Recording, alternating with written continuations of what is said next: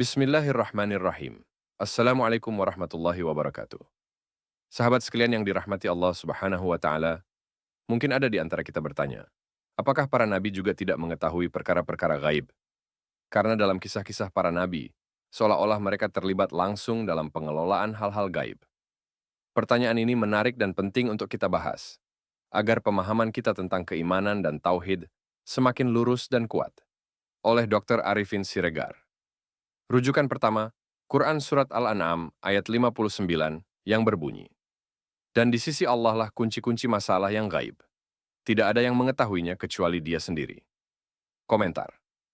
Untuk bunyi Al-Quran di atas, ada rujukan kedua, yaitu Quran Surah Al-A'raf ayat 188, di mana ayat ini menerangkan bahwa ada saat-saat tertentu Nabi Shallallahu Alaihi Wasallam diberikan oleh Allah Subhanahu wa Ta'ala pengetahuan atau kemampuan untuk mengelola masalah gaib, tetapi hanya untuk sementara, yaitu pada saat-saat diperlukan.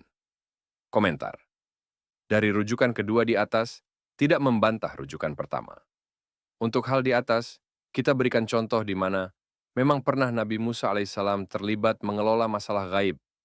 Sebagai contoh pertama, ketika suatu waktu Nabi Musa alaihissalam terlibat dalam suatu peristiwa perdebatan masalah gaib dengan Fir'aun dan pengikutnya, bahwa Allah Subhanahu wa Ta'ala Maha Berkuasa atas segala-galanya.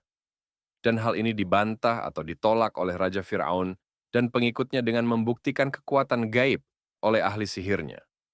Maka terjadilah suatu pertandingan antara ahli sihir Fir'aun yang mengeluarkan ularnya untuk menunjukkan kemampuan masalah gaib dari dukun atau ahli sihir Fir'aun. Maka, untuk itu Nabi Musa alaihissalam datang bisikan ke hati atau ke telinganya, menyuruh supaya melemparkan tongkatnya ke tanah. Maka, secara tiba-tiba, tongkat Nabi Musa berubah menjadi ular besar yang memakan semua ular-ular milik penyihir Firaun.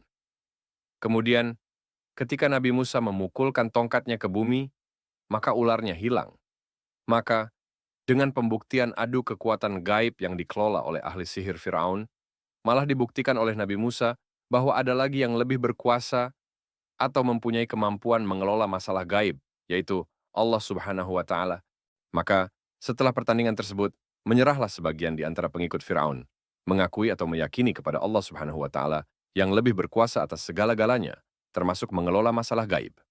Menjadilah di antara pengikut Firaun di antaranya memeluk agama Islam.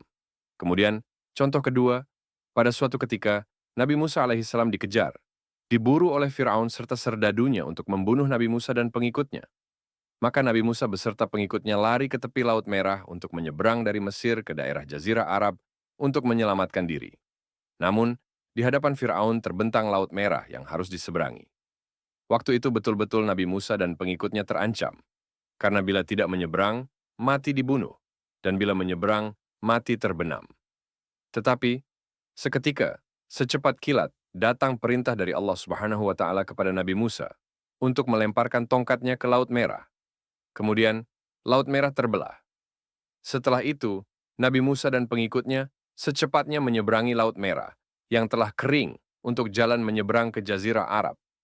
Maka, selamatlah Nabi Musa dan pengikutnya. Tetapi, setelah Nabi Musa dan pengikutnya selamat menyeberang, maka Laut Merah menyatu kembali, sehingga Firaun dan bala tentaranya tenggelam di Laut Merah saat mengejar Nabi Musa dan para pengikutnya. Komentar.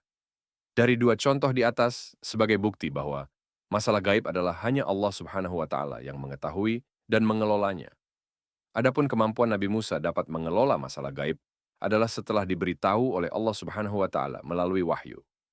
Perlu diketahui, ilmu atau kemampuan mengelola masalah gaib, Allah memberikan Nabi mukjizat. Nah, perlu diketahui, mukjizat yang diberikan oleh Allah Subhanahu wa Ta'ala kepada Nabi hanya untuk sementara di saat-saat diperlukan. Setelah itu, kemampuan yang ada pada mukjizat itu hilang dari para nabi. Yang diberikan hanya kemampuan mengelola masalah gaib, hanya untuk sementara saja ketika saat diperlukan. Jadi, kesimpulannya, rujukan pertama di atas harus diyakini, tidak boleh dibantah. Hanya saja, saat-saat diperlukan, Allah Subhanahu wa Ta'ala memberikan kemampuan mengelola masalah gaib itu kepada para nabinya hanya untuk sementara, saat-saat diperlukan. Wassalamualaikum warahmatullahi wabarakatuh. Kalau sahabat merasa video ini bermanfaat dan menambah ilmu, jangan lupa untuk like, komen, dan subscribe channel ini, serta nyalakan lonceng notifikasi agar tidak ketinggalan video-video saya selanjutnya. Dan yang paling penting, share video ini ke teman-teman, keluarga, dan grup agar semakin banyak yang tahu dan tercerahkan bahwa perkara gaib itu mutlak hanya milik Allah Subhanahu wa taala. Terima kasih atas perhatiannya. Barakallahu fakum.